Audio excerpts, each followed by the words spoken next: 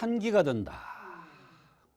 한기가 든다는 사람이 꽤 있습니다. 네. 특히 추운 날씨에 한기가 든다는 것은 이해가 갑니다만 네. 한여름에 한기가 들어서 옷을 추워서 견딜 수가 없다. 이불을 두 채, 세 채를 해서도 한기가 들고 춥다는 사람들이 많습니다. 네. 물론 추운 겨울이니까 한기가 든다는 사람들이 더 많습니다만 이것은 추운 듯 으스라면서 몸이 여기저기가 시리다. 이런 증상도 있고 몸이 좋지 않은데 어떻게 좋지 않느냐. 너무 덥다고 너무 차게 하거나 너무 춥다고 실내 온도를 너무 따뜻하게 하면 인체가 조절 능력을 잃습니다. 그렇게 되면 이렇게 한기가 들면서 한축이 납니다. 인체가 조절 능력을 상실한 거예요. 이런 것은 아무리 가서 검사를 해도 그 원인이 나오질 않습니다. 본인은 춥다, 시리다, 한기가 든다 이렇게 얘기를 하는데 검사해도 원인이 안 나오니까 해줄 게 없다고 얘기를 합니다. 이런 경우에는 한의학적으로 어떤 원인에서 이 한기가 오는지를 찾아서 치료하면 한의학적으로 치료가 잘 될 수가 있는 것입니다. 네.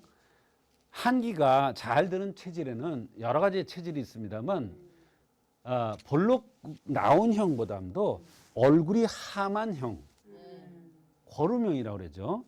그런 형은 특징이 있어요. 아랫입술이 이렇게 나와 있어요. 좀. 이런 사람들 있죠. 이렇게 나온 사람도 있고요. 아니 너무 웃지 마세요. 네. 이렇게 나온 사람이 턱이 이렇게 나왔어요. 되게. 그런 사람들은 찬 사람이에요, 몸이. 이런 사람들이 한기가 잘 듭니다. 그 다음에 두상이 크고 하순이 두툼하고 아랫입술이 두툼하단 말이에요. 그러면서 얼굴이 붉은 사람. 아니 얼굴이 붉은 사람이 왜 한기가 드느냐. 얼굴이 붉다는 것은 허화가 뜬 겁니다. 말하자면 밑에 있어야 될 불이 위로 올라간 거예요. 왜? 병이 들어서. 그럴 때는 밑에를 따뜻하게 해주면 위에 있는 열이 밑으로 내려옵니다. 이게 인체의 아주 오묘한 정말 신비한 겁니다. 참 묘합니다. 밑에가 차면 위로 열이 올라가요. 근데 그때 밑에를 따뜻하게 해주면 열이 내려오면서 붉은 게 덜해지면서 바로 한기가 없어질 수가 있습니다. 또 대개 우리가 손발이 차거나 또 어제라고 해서 여기가 푸른 사람, 여기 푸른 실선이 있잖아요. 이게 붉은 사람이 있고 푸른 사람이 있는데 푸른 사람. 그러면서 입술이 푸른 사람. 입술이 푸른 사람이 매력 있죠. 매력 있어요. 남자나 여자나 입술이 푸른 사람이 매력 있어요. 제가 얘기하는 것을 그 깊은 뜻을 아는 사람은 이미 알고 있습니다. 근데 방송이기 때문에 제가 얘기를 못 하겠습니다. 입술이 푸른 사람. 이런 사람들이 한기를 추위를 많이 타기 때문에 한기가 잘 드는 체질이 되겠습니다. 그 다음에 유난히 하체가 굵은 사람이 있습니다. 엉덩이가 크고 배가 나오고 하체가 굵은 사람이 있습니다. 이런 사람들은 자궁이 냉한 겁니다. 냉하기 때문에 하체로 순환이 안 되는 겁니다. 그런 사람들이 한기가 들면 바로 자궁을 따뜻하게 해주는 순환시켜주는 이러한 치료를 하면 바로 여기도 스림해지면서 순환이 되니까 스림해지면서 한기가 드는 것이 치료될 수가 있는 것입니다. 한기가 잘 드는 체질은 또 너무 말랐어요. 말랐다는 게 뭐냐면 이 사람 몸에는 피육맥 근골이 있는데 이 근골을 싸고 있는 피육이 너무 없는 거예요. 그러니까 어때요? 사람이 옷을 안 입은 거나 똑같아요. 뼈골이 그대로 한기에 노출된 거나 똑같아요. 그러니까 어때요? 한기가 잘 들 수밖에 없죠. 그 다음에 노약자는 바로 제가 뭐라 그랬어요? 진액이 다 메마른, 진액이 다 고갈된 나무다. 이렇게 표현했죠. 또 표현하긴 또 그러니까 넘어가고요. 진액이 부족하니까 위기에 적응하는 능력이 없어요. 그런 사람이 조금 몸이 안 좋아지거나 무리를 하거나 스트레스를 받으면 바로 위기에 적응하는 능력이 떨어지면서 한기를 느껴요. 그래서 노인들한테 그런 현상들이 많이 나타날 수가 있습니다. 그러지 않아도 노인들은 허로증이라 해서 바로 열이 훅 났다 식었다 이런 증상이 나타나는데 너무 무리를 했거나 스트레스를 많이 받으면 더욱 이런 현상이 심화될 수가 있는 것입니다. 또 얼굴이 둥글럽적한 사람들, 얼굴 보면 각이 진 사람이 있고 역상함경 사람이 있고 갸름하게 달걀형으로 생긴 사람이 있어요. 전화로 당신 어떻게 생겼죠 얼굴이? 그러면 갸름하게 생겼대요.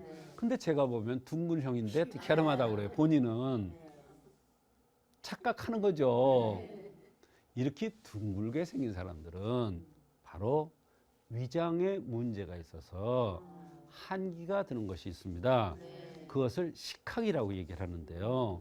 붓기도 잘하고 몸이 무겁고 소화가 잘 안 되면서 장단주에 쥐가 잘 나면서 으슬으슬 한기가 드는데 그 특징이 있습니다. 턱이 덜덜덜 떨려요. 치아를 이러면서 저기 한기가 드는 거예요.